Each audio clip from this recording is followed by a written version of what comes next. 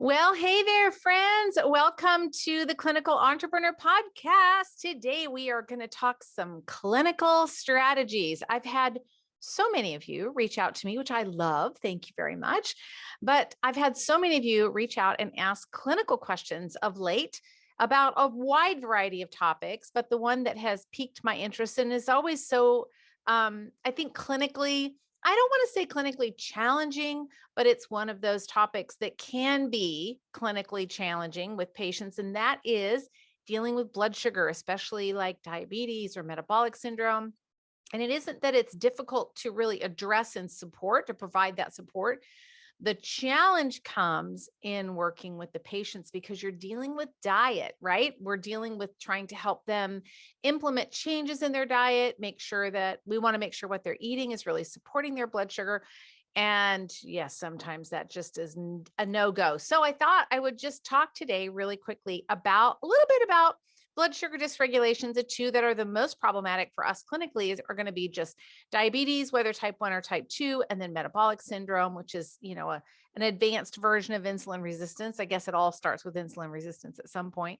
So, or at least type 2 does as well. So I thought I would just kind of give you my strategies that I've used clinically to get great results. It helps to really know how to enroll the patient in what you're doing, give them, some guidance, and not try and expect them to change everything at one time, because food is an addiction for many people. And we have to realize that you can't come in and just start like, cleaning things out. It's like the show on TV, the Hoarders show, right?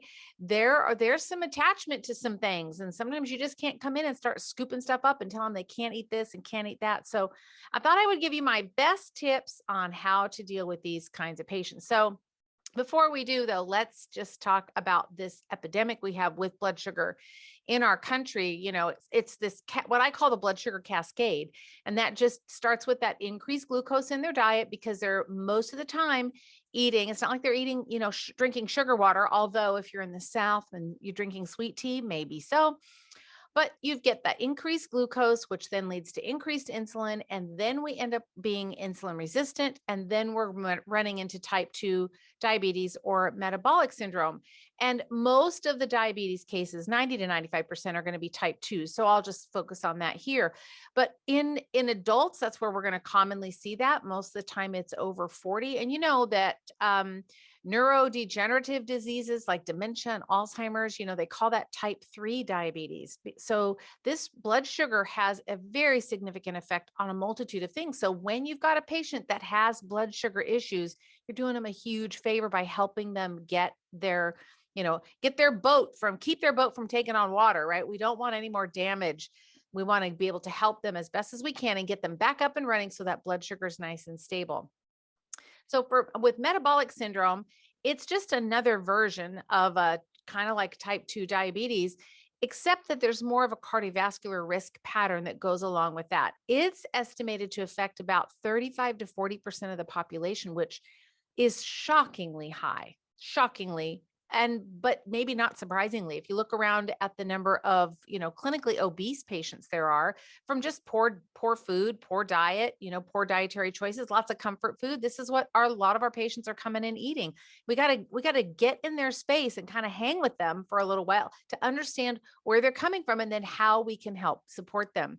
So metabolic syndrome is a big, big problem. So it affects about 50% of people that are age 60 or over. So if you are serving a geriatric or elderly population, I shouldn't say that. I don't like that. Thank you very much. I'm going to take all that word back right now because I just turned 60. I don't want to be the geriatric population. I don't mind being a grandma, but I don't quite think of myself as geriatric. So let's strike that, shall we? Anyway, it is more metabolic syndrome seems to be a little bit more common in men than women, but often is linked to a lack of exercise, which we know exercise helps to burn that glucose out of the blood, out of the muscles, I mean. So we're going to decrease it out of the bloodstream indirectly. So there's lots of things, but at the end of the day, it really comes down to bad diet. And that's where we have to kind of start with them. So when you have patients that come in with, they're complaining about being lightheaded or shaky, feeling funky after a meal, or even if meals are skipped, they get afternoon headaches or they're tired and sleepy in the afternoon. The number two time, or the number two busiest time for a coffee shop, mid-afternoon. Hello, I'm probably there sometimes. Yes, I am. But yeah, mid-afternoon, when you get that afternoon lull and everybody's reaching for sugar, a snack, or coffee, or they just need to take a big fat nap. Cranky, that hangry, cranky before meals, depression. Remember, if this is a big one, if you can write this down or just put it in your memory, mood and energy follow blood sugar. Let me say that again. Mood and energy follow blood sugar. So if blood sugar's dropping and the body's not able to resurrect it, which we'll talk about in a minute, if blood sugar is dropping, mood is going to drop and energy is going to drop. So look for the times for your patients that they're complaining about having low energy. Are they waking up feeling tired? Might be blood sugar. Are they getting that afternoon lull where they just want to take a nap? Think blood sugar, right? Low energy, low mood, low blood sugar. Okay. Blood sugar comes first, and then the other two symptoms follow. So just, I always think sometimes people are, I would say they're guilty of blood sugar dysregulation unless proven innocent.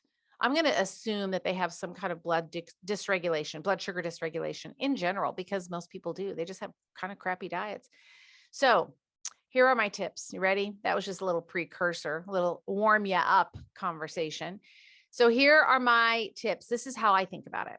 When I have a patient that comes in and chats with me, and I know there's weight that needs to go away, there's a bad diet, there's some, I see some other markers, lipids are off, all that, waist circumference is high, HDLs are low.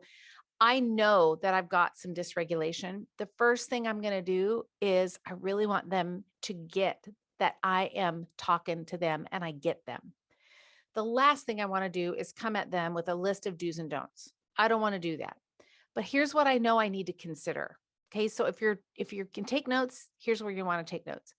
Here's what you need to consider with every single blood sugar case, every one.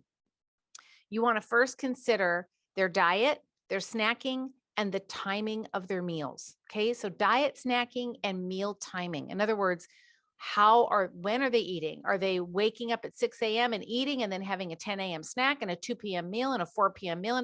Or are they going all day and only eating dinner? Either one can dysregulate blood sugar. So diet, snacking, meal timing. You also want to look at the health of the adrenal glands, specifically the glucocorticoids. Gluco meaning glucose corticoids. These are these hormones that help us regulate blood sugar. So stress management, cortisol production, all of that, you have to consider that. And also liver and glycogen storage. Sometimes they just don't have enough glycogen stored in the liver, and we need to just support that whole process. It might be that the pancreas is unable to respond or has just been, worn out from years and years and years and years of a high sugar, high carbohydrate, not a good healthy diet. And then last but not least is upper digestion, specifically gallbladder and CCK. So cholecystokinin is responsible for pancreatic secretions as well as bile release. So we want to make sure that that whole upper digestive system is working as well. So there's a lot to consider, right? That was 5 things. So I'll go over them again if you're taking notes. Diet, snacking, and meal timing. So that has to do with what's going in the mouth. Then we want to look at adrenal health, cortisol, and those glucocorticoids. So that's blood sugar regulation. We want to look at liver and glycogen storage. We want to think about the pancreas, and then we want to think about just digestion in general. How well are they breaking down their food, and how well is the gallbladder and CCK working? Now, that's all in the back of my mind, but I'm not going to come at the patient with all of that because A, it's overwhelming. B, they can't do anything about it anyway. They need my help. So here's the 5 things that I like to do. I'm keeping those 5 things in mind, but here are the 5 things that I'm going to do right in the beginning. This is in the very beginning. First of all, I'm going to acknowledge their biggest concern, because when they talk to you about having diabetes or some other kind of blood sugar dysregulation, the story that's going on in their mind is, oh my gosh, I'm going to have to give up all this good food. What am I going to eat? I'm probably going to have to go on this crazy diet. That's what they're thinking. So let's just talk about the elephant in the room. Let's just get it right out in the open. I just tell them, look, I'm not here to put you on the apples and paprika diet. That is not my job. I am not here to tell you that you can't eat everything in the whole world. You only have to eat these 5 foods or whatever. This restrictive to them, it feels very restrictive. I just say, look, I'm not here to tell you to do that. What I am going to do is help you make some slow and steady changes that are going to start to help you feel better. Now, all of a sudden, they're going to be much more receptive to hear what I have to say because I've just acknowledged their biggest fear. I'm telling you, it is the number one thing they're worried about. The number one thing is that they're going to have to go on this really crazy, ridiculous diet and they can't eat all their good foods. And yes, at the end of the day, that might be what I need to do. But I'm not going to start out that way because they're going to just like take their checkbook and run. They're never going to come back. And I want to be able to help them. So I, first of all, number one, if you had like 5, these are my 5 steps for supporting blood sugar.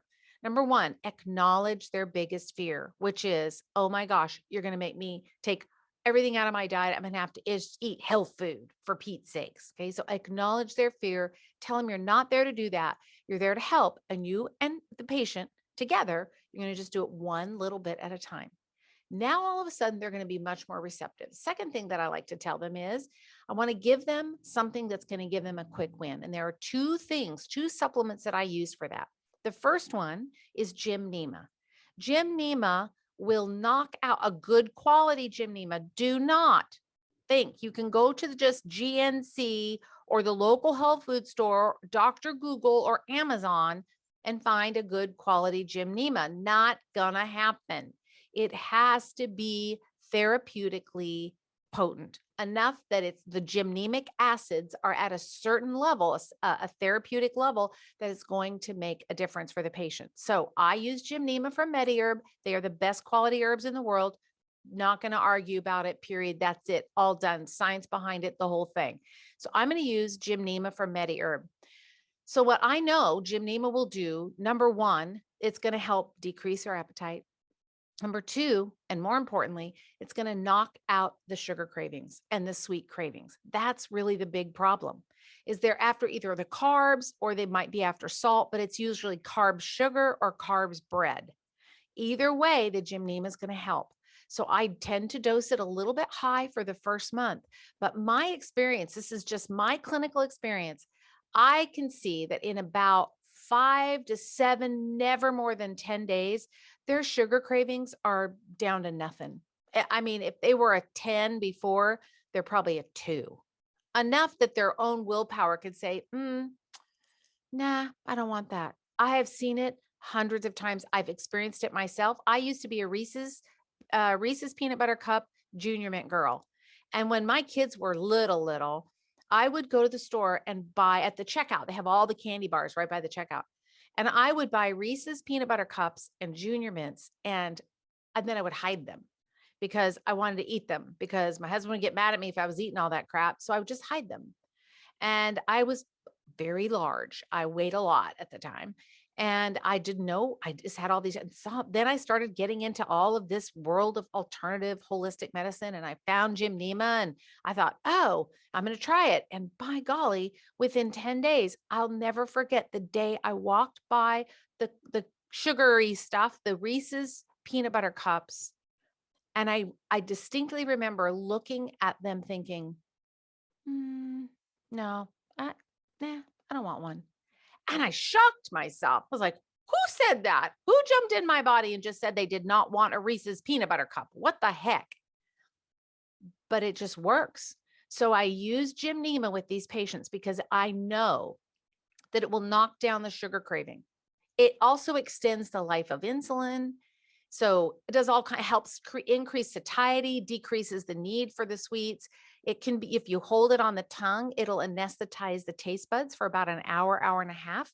So they literally cannot taste anything sweet. We often do what's called the Gymnema taste test, and we'll use like a Hershey's Kiss and some Gymnema. And you put the Gymnema, I'll have them hold it on their tongue for about a minute or so, swallow, and then put the Hershey's Kiss on the tongue, and it just tastes like wax. Literally, the sweet taste receptors on the tongue cannot taste anymore. So Gymnema is amazing for MediHerb. So I use Gymnema. I use a fairly high dose for the first month, like 6 tabs. So 2 TID, 3 times a day for about the first month. And then I drop it after that. But after 10 days, they're like ridiculous fans. Now that the cravings are gone, they now are much more willing to make the dietary changes because the cravings are gone. So do you see how I'm coming at this? I'm kind of being a like blood sugar psychologist, I guess. So I'm going to knock down the sugar cravings. The second thing that I do is I give them inositol. Standard Process makes these little inositol tablets that are sweet like candy. They're very, very good for blood sugar as well. They're a part of the B complex. And they just work great. So if they do get into a situation where they just need something sweet, like after a meal, or they're just got the munchies in the middle of the afternoon, I give them a bottle of inositol, these little tablets, and I say, go to town, eat as many as you want, don't care. Unlimited, eat whatever you want. If the worst case scenario, it might make your stool a little bit watery and you'll be fine. And they will usually have 3 or 4 or 5, and they chew them up and they are sweet, sweet, and they're wonderful. They're so good. And that is doing 2 things. One, it's providing something for them to get in their mouth to kind of satisfy that emotional or psychological sugar craving, but it's also helping me with blood sugar management. Win-win. So that's number 2. I want to get a quick win for them. I want to knock the sugar cravings down and give them that substitute. But then once that happens, now I can start to really address the diet. But I don't let them leave after that appointment when I'm first talking about this and without some kind of dietary guidance. It's not like a free for all. You just get to go eat whatever you want. So what I do is I tell them, okay, look, we're going to just make one simple change to your diet. Are you game? Just one. And it's not a hard one. It's a super easy one. They're like, okay. I said, I'm not putting you on a diet. I promise. There's just one thing. Well, kind of 2 things, but one big thing. And they listen. And I say, it's really easy and you can do it. All I want you to do is eat breakfast. And it can't be like a bagel or a donut or toast or just coffee or cereal or orange juice or whatever. No, no, no. I want you to eat a real breakfast, like eggs and bacon and some avocado. And they just look at me like, are you kidding me? And I go, no, it's going to be a little work on your part. Or you could have like a smoothie with some protein powder, and I can help you give you the protein powder and recommend that. But I want you to eat a real breakfast before you go to work. You cannot go to work or get up in the morning and not eat a real breakfast. Now, patients they're like, you're telling me to eat? Yes, ma'am. Yes, sir, I am. I need you to eat what I call a PFC, protein, fat, carb. And the carb is just basically fruit or veggie. So eggs and bacon and a little salad, or eggs and bacon and maybe some avocado, or whatever they want. Just as long as if they eat breakfast, I am so happy. That's all that I give them to do. The second thing I kind of ask them to do, I'll say, look, okay, if there's one thing that you think you could give up in your diet that you know is probably not great for you, what would that one thing be? And they'll usually pop off and say something like, chips, or they'll tell you what their no-no food is. And if they're willing to knock it off, then if they're willing to give it up, then I'm game. I'm down for that. Say, then great, let's do that. How do you feel about that? Can we try it for a week?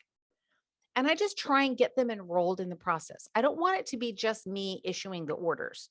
So I say, okay, I want you to eat breakfast every day, but is there one food that you could either give up or you could cut back? And they always say yes, always. So now I have buy-in. I'm good with that. Now, that's number 3. Number 4, now I say, all right, I think about how am I going to support this whole blood sugar system? So this involves like stress management, and how am I going to support the pancreas? And do we need adrenal support? Do I need to get increased glycogen storage in the liver? Do I need to provide chromium or trace minerals? Or what do I need to do for this particular patient to help them? And that's one of the things that you just, as a clinician, you got to decide, where do you feel like you want to start? If they're complete stress basket and they're stress eating, then maybe you calm that business down first. That's your first order of business. Get that working. You can't rebuild Rome in a day. So don't feel like you can't give them everything you need to all at one time. This is just a process. So they're going to get involved. You're going to get a little involved, and then we're good. But I always try and send them home with something. So I'm going to use Gymnema and inositol if there's high sugar cravings, and then usually one, maybe 2 other things. So I might use like adrenal tonic from MediHerb. I might use Diaplex. I might use Cataplex GTF. Those are just products that I love from Standard Process. But pick, if you use a different supplement company, good, go, do you, but pick the ones that you think are going to feed the blood sugar system. Okay. Maybe like the 4 herbs that I love that are in Metabol Complex are fenugreek, bitter melon, cinnamon, and nigella. And those 4 herbs do a phenomenal job with helping to regulate blood sugar. So whatever you need to do, you do that. So that's where you're going to add your supplements. And then the last thing that I do is I have them find some kind of exercise that they love and will do. And if they'd liked exercise, they probably would have been doing it by now. So this is one of the ones that usually will come in later, because if I, again, come at them and say, okay, you have to cut out all grains and no dairy, and that means no cheese, and you can't have grains at all, and that means any kind of wheat, oats, barley, rye, no oatmeal, don't eat any of that. Be sure you get grass-fed beef, make sure that it's organic, and also make sure you get chicken, but get chicken with the skin on. And then the chicken, you see how we do, we have all these rules, and eventually we'll get there. But that first appointment, and as you're working with that patient, that's not the time to do that. What we want to do is build trust, get them a quick win, address the diet, start with breakfast, and ask them what the one thing is they're going to give up. Give them a few things to support whatever part of the whole system needs support. Remember, liver, adrenals, etc. And then be thinking about exercise. What can they do? It might just be stretching. It might just be can you just take a 10-minute walk every day, or 5 minutes? Can you just get up and do like a minute of jumping jacks? 1 minute, set your timer, 60 seconds, jumping jacks, or, marching in place, anything just to get them moving. And that's how I start with these patients. And I'll tell you, over the years, I didn't start like this. I used to give them the big, long, don't eat this, do this, be sure you eat this, get it grass fed, no, blah, blah, blah, blah. I used to do all that. And now I don't do any of that. It's a waste of my breath, and it's a waste of their hearing. And so I just say, that's it. What we're going to do is we're going to start simple. We're going to start with the basics. And as the blood sugar starts to improve, and as they get that quick win, then they're more inclined to do the additional things, to take the next step, to start removing things from their diet that they otherwise would have been very, very oppositional to.